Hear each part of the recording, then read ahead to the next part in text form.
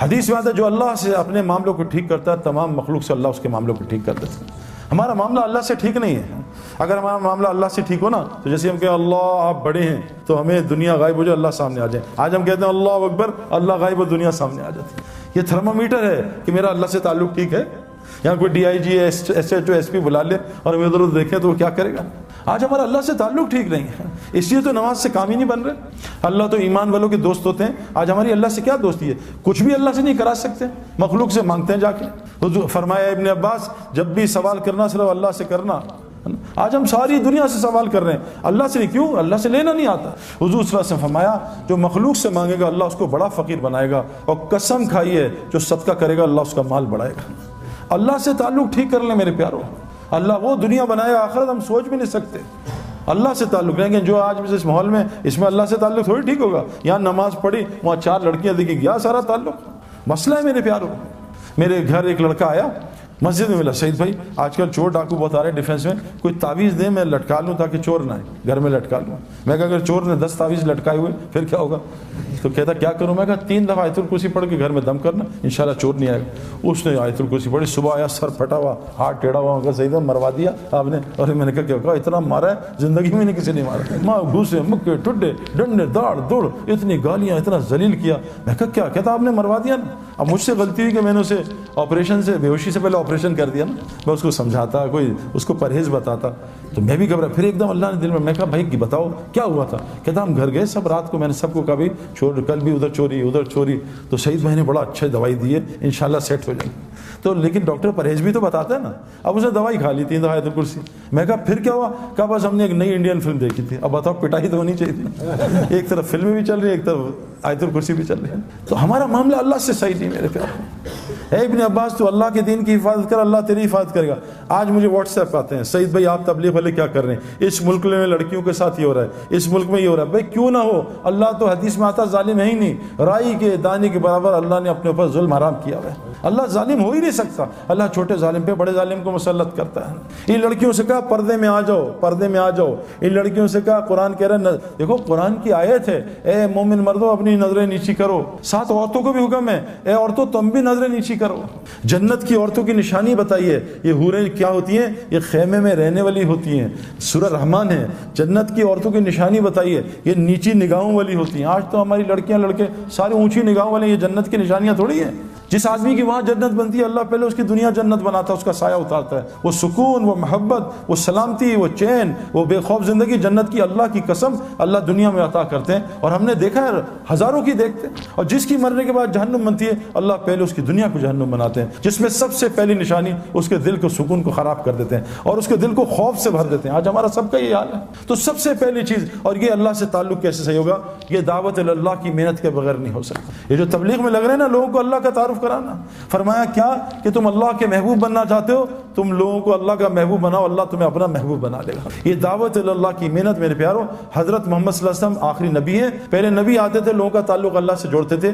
آج یہ ایک ایک امتی کی ذمہ داری ہے، ہر مسلمان جس نے کلمہ پڑھ لیا، شادی ہو گئی ہے، چاہے وہ لڑکی ہے چاہے لڑکا، اللہ قرآن میں کہہ رہے ہیں جس کا مفہوم میں کن پہ رحم کروں گا؟ ان مردوں پہ اور عورتوں پہ جو ایک دوسرے کے مددگار ہوتے ہیں۔ کن کاموں میں؟ امر بالمعروف اور نہی عن المنکر میں، نماز قائم کرنے میں، زکوٰۃ ادا کرنے میں، اور اللہ رسول کی اطاعت میں۔ جو یہ 4 کام کرے گا اللہ کہہ رہے میں ان پہ رحم کروں گا۔ آج ہم کس پہ ایک دوسرے کی مدد کر رہے ہیں؟ آؤ میں نے موبائل کی شاپ کی ہے اس کی دعوت، آؤ میں نے کپڑے کی شاپ کھولی ہے اس کی دعوت۔ آج ہم لوگوں کو اللہ کی طرف نہیں بلا رہے۔ میرے پیارو ایمان بنانے کے لیے اللہ سے تعلق ٹھیک اس امت کے لیے ضروری ہے، اس امت کے لیے ضروری ہے کہ لوگوں کو اللہ کا تعارف کرائے۔ پھر دیکھو جنید کی طرح اللہ اس کا کیسے تعارف کرائیں گے۔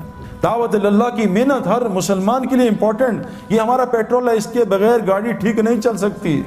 دعوت اللہ کے بغیر آنکھ کنٹرول میں نہیں آئے گی، زبان کنٹرول میں نہیں آئے گی، کان کنٹرول میں نہیں آئیں گے۔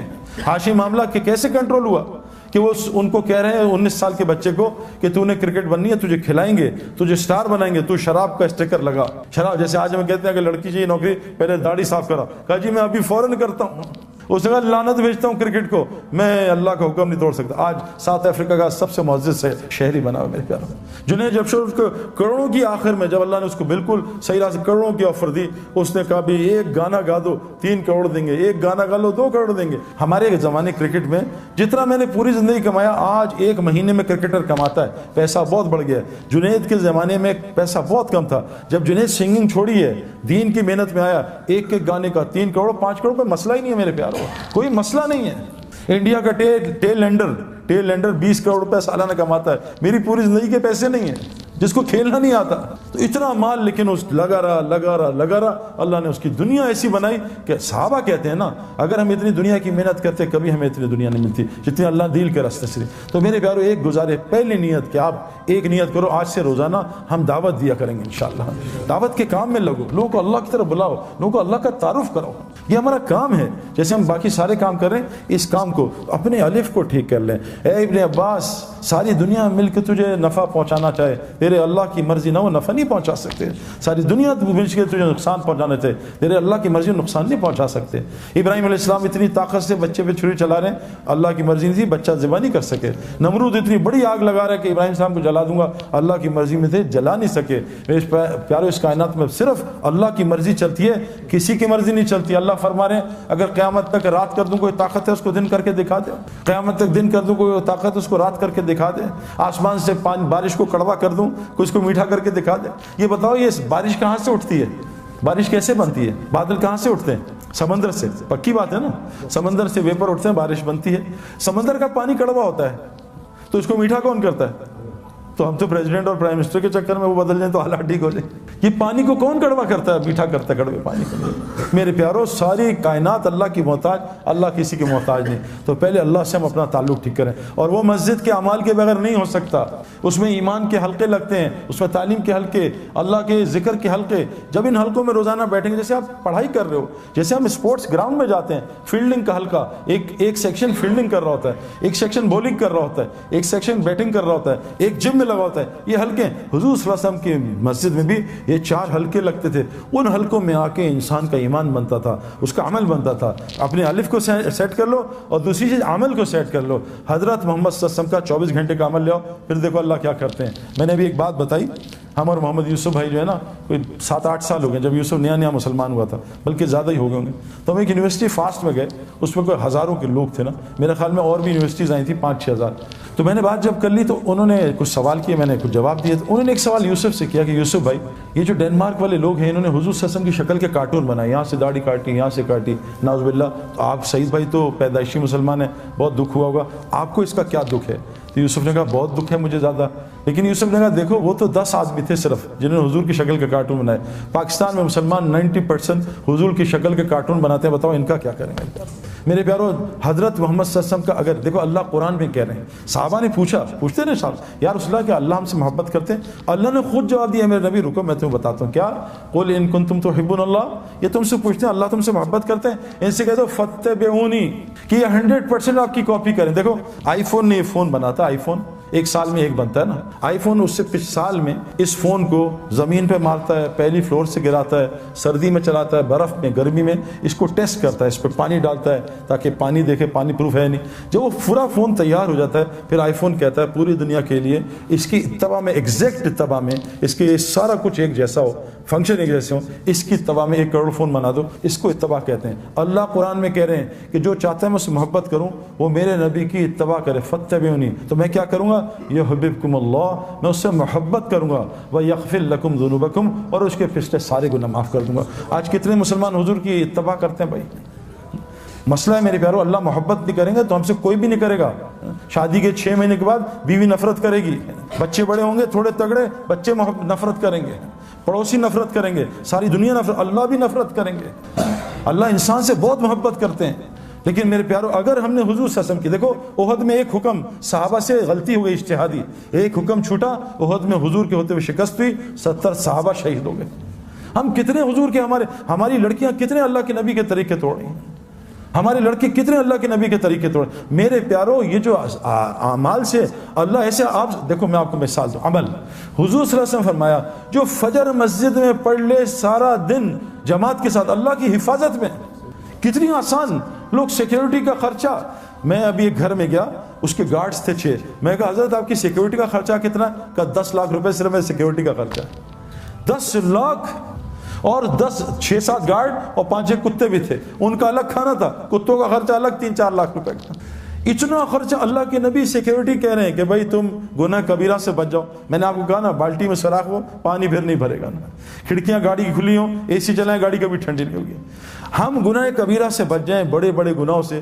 حضور نے فرمایا کیا کہ جو فجر مسجد میں جماعت کے ساتھ پڑھے گا، سارا دن اللہ کی حفاظت میں۔ آسان عجیب حدیث سنا آپ کو، جب سے میں نے عربوں کو دیکھا ہے نا، جو فجر اور مغرب کے بعد بغیر کسی سے بات چیت کیے وہیں بیٹھ کے 10 دفعہ چوتھا کلمہ پڑھ لے، 10 نیکیاں، 10 گناہ معاف، 10 اس کے درجے جنت میں بلند، اور اس دن اللہ اس کا شیطان سے پہرا لگا دیں گے۔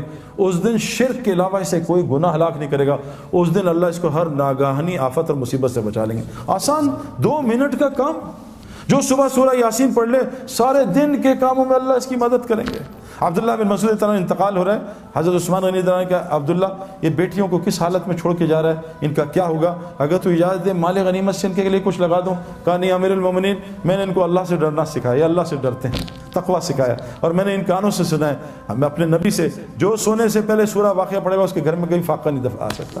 آسان کا حضور صلی اللہ علیہ وسلم فرمایا جو چاہتا ہے اس کی زندگی لمبی ہو، مال زیادہ ہو، وہ ماں باپ کی خدمت کرے اور رشتہ داریاں جڑے، اللہ اس کی زندگی لمبا کر دے، اس کا مال بھی بڑھا دے گا۔ آسان، قسم کھائیے صدقہ دے گا، اس کا مال بڑھے گا۔